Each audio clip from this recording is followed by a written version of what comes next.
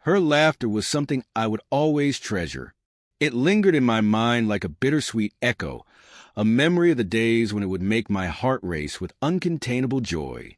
Back then, it was light and melodious, the kind of laughter that could ease even the heaviest burdens weighing on my soul.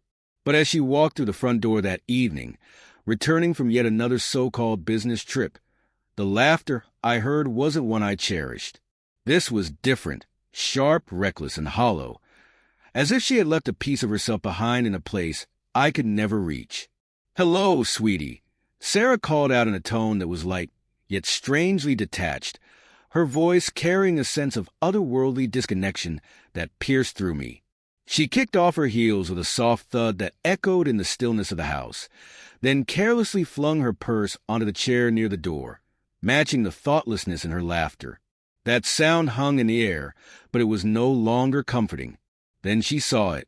Her gaze landed on the dining table, and in an instant her laughter died. It was as though a switch had been flipped. Her body tense, her smile vanished, and her face turned ghostly pale. She froze, staring at the framed photograph I had purposely positioned where she couldn't miss it.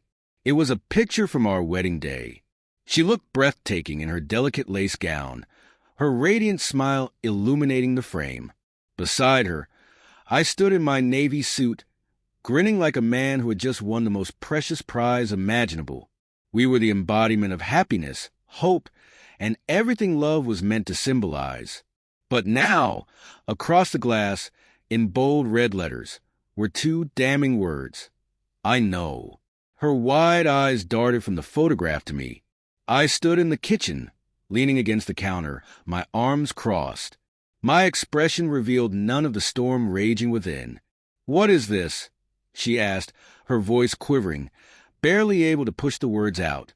"Why don't you tell me, Sarah?" I replied, my tone cold and controlled, my eyes locked on hers.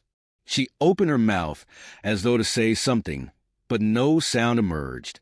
I could see the gears turning in her mind as she desperately tried to piece together what I knew, how much I knew, and how I had discovered it. The confident, self-assured facade she had mastered over the years began to crumble.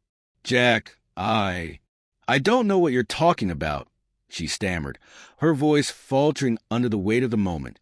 A bitter laugh escaped me, so foreign that it startled even me. "Please, Sarah, don't insult my intelligence. For months, I've watched you lie to me. The business trips, the late nights at the office, your sudden obsession with the gym. It all makes sense now." I picked up my phone and held it out so she could see the screen. Her face crumpled as she stared at the images I had painstakingly gathered over weeks. Each one had been a dagger to my heart, and now they served as undeniable proof. Sarah and her so-called business partner, Mark, holding hands on a secluded beach, laughing together at a bar, kissing beneath the glow of a cabana. "Jack, I can explain," she began, her voice thick with desperation. I cut her off with a sharp glare. "Explain?" I snapped, my voice rising with each word. "Explain how you've been sneaking around with Mark while I've been working late to pay for your yoga classes and spa trips. Explain how you've lied to my face over and over again. Tell me, Sarah, are you sorry for what you've done, or just sorry you got caught?" Tears welled in her eyes as she took a hesitant step toward me, her hands raised as if an embrace could mend the shattered pieces of our relationship. "Jack, please," she begged. "Let me explain. It's not what it looks like." I raised a hand, stopping her in her tracks. "Don't," I said firmly, my voice icy and unyielding. "For the past 2 months, I've been gathering everything I could. Do you know why?" She didn't answer, her trembling lips betraying her attempt to keep herself together. "Because I wanted to be certain," I continued, my tone calm but edged with steel. "I needed to know I wasn't imagining things, that I wasn't going crazy.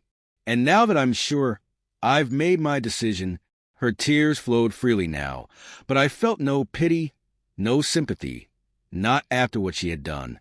"I've already filed for divorce," I said, the words slicing through the silence like a blade. "The papers are with my lawyer. You will receive them tomorrow. I'd recommend you carefully examine the prenuptial agreement you signed before considering disputing it. Her expression crumbled, the weight of my words sinking in like a heavy anchor. She understood precisely what that entailed. The agreement was ironclad, meticulously crafted to safeguard my family's legacy. She would leave with only what she entered the marriage with, nothing more. You don't have to do this, Jack, she murmured, her voice scarcely above a whisper, a desperate last attempt to appeal to my emotions. I do, I responded, my tone flat, devoid of any trace of warmth. And there's one more thing. I've already informed Mark's wife. The impact of my revelation struck her like a physical blow. Her mouth opened and closed as though searching for words, but nothing emerged. Oh, don't worry, I added bitterly, my voice dripping with sarcasm. She was quite understanding. In fact, she even shared some photos of her own. Her sobs grew louder, her tears streaming freely now, but I felt nothing. The hollowness within me remained unshaken. This was the conclusion I had anticipated, the one I had methodically prepared for. I opened the drawer and retrieved a thick folder, its weight both literal and metaphorical. Raising it for her to see, I said in a calm, detached tone, I've compiled everything. The folder was a damning collection of evidence. Text messages, photographs, receipts, each piece meticulously gathered to construct the truth I had unearthed over weeks of quiet observation. I tossed it onto the table, its contents scattering like leaves in a storm. This will go straight to your company's human resources department if you even think about contesting this divorce, I declared, my voice unwavering. Her panic was palpable, her eyes wide with dawning realization. She finally comprehended the magnitude of her actions. Let's see how your company handles two senior managers engaging in an affair on company time and resources, I added, my words as cold as steel. The room fell into a suffocating silence. She slumped into a chair, her head dropping into her trembling hands as sobs racked her body.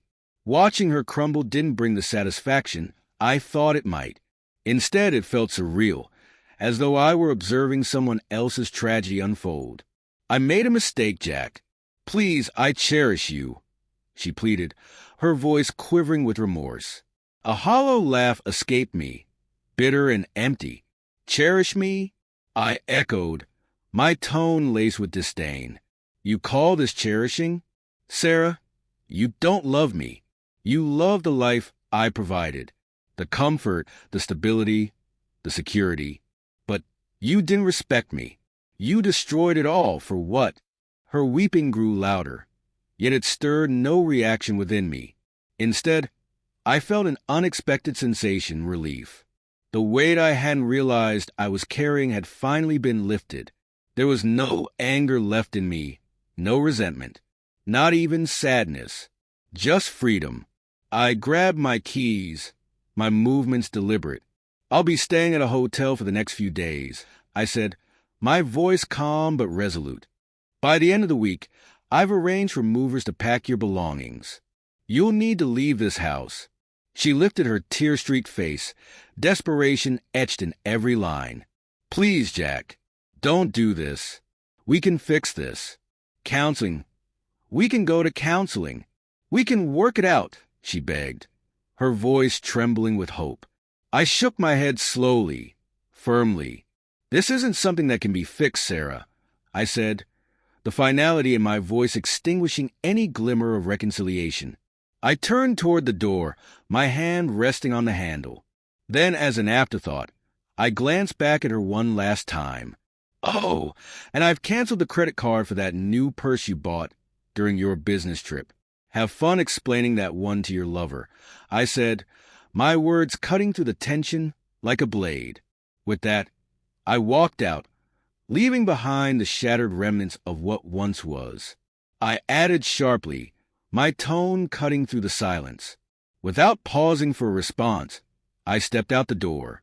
Behind me, her cries reverberated through the house, but I didn't falter. I didn't glance back. I knew I couldn't allow myself to be pulled into her emotional appeals any longer. As I drove away, A whirlwind of emotions churned within me. There was an intense sense of anger and betrayal, the sting of the pain still raw. Yet, beneath those turbulent feelings lay something unexpected, a profound sense of freedom. For years, I had poured my energy into building a life with someone who never truly valued it, who never appreciated me the way I had cherished her. That chapter of my life was now closed, but in its place was an opportunity for a fresh start. I was unshackled, free to rebuild, free to find someone who would genuinely value me, not just the comfort and stability I provided, but me as a person. The following morning, while I was at the hotel, my phone buzzed. A text message appeared on the screen. It was from Mark's wife. Her words were concise, but their meaning was immense. "Thank you for telling me. I'm leaving him too. We deserve better." Her message struck a chord deep within me. She was right. We did deserve better. As I stared out the hotel window at the sunrise painting the sky, I realized something profound. The collapse of my marriage wasn't the tragic ending I had once feared. It wasn't the destruction of my life. Instead, it was the dawn of something new, a fresh beginning. For the first time in months, I felt hope stirring within me, a quiet but unmistakable spark. The world outside was brimming with possibilities, waiting to be explored, and I was ready to embrace them.